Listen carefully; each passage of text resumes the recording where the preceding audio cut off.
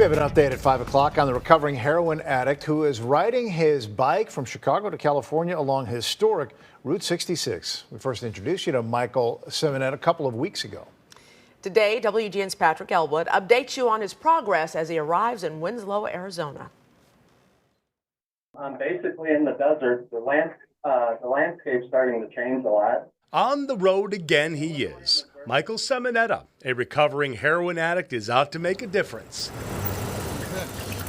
Pedaling his bike from downtown Chicago along Route 66, Illinois, a lot of cornfields. with a goal of making it all the way to where it ends in California. It's absolutely beautiful. Not only the landscape, but just the people, friendly. There's a lot of Native Americans where I'm at right now. Just the friendliest people you can meet. We first introduced you to Michael on the 13th, already a week into his cross-country trek.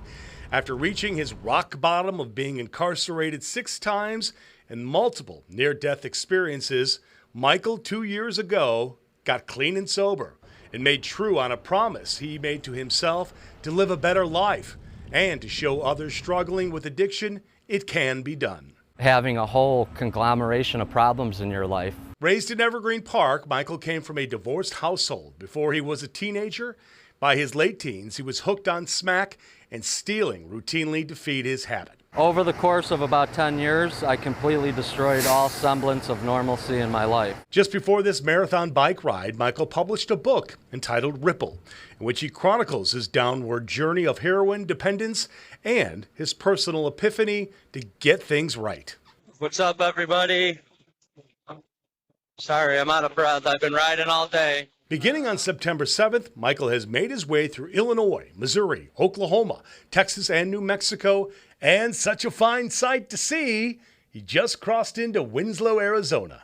Along the way, he's learned a lot about himself, he says, encountered all sorts of dogs. In Oklahoma, it was really bad. 95% of them just run up by the bike, and you can tell they just want to play. But yeah, there's been about a dozen times now where the dogs were pretty vicious and actually trying to bite at my legs. And more horses than his entire lifetime in Oklahoma alone, he says, all shared on his Facebook page. Sorry, I don't have any carrots. I got protein bars. He's seen beautiful places, has had several flat tires. And I came outside,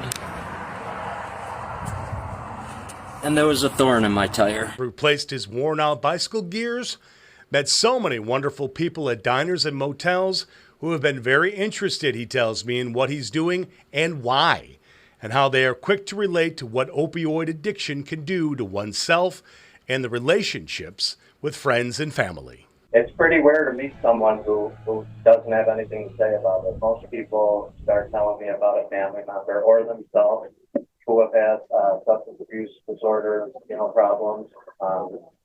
Fentanyl is everywhere. I just heard from Michael this morning, and he says so far no flat tires or other mechanical issues to deal with. If you want to follow him on his Route 66 journey, he's posting every day on his Facebook account under Michael Simonetta. It's easy to find him. You'll see him with his bike provided by Bear Paw Bikes, where he now lives in Tennessee. Patrick Elwood, WGN TV.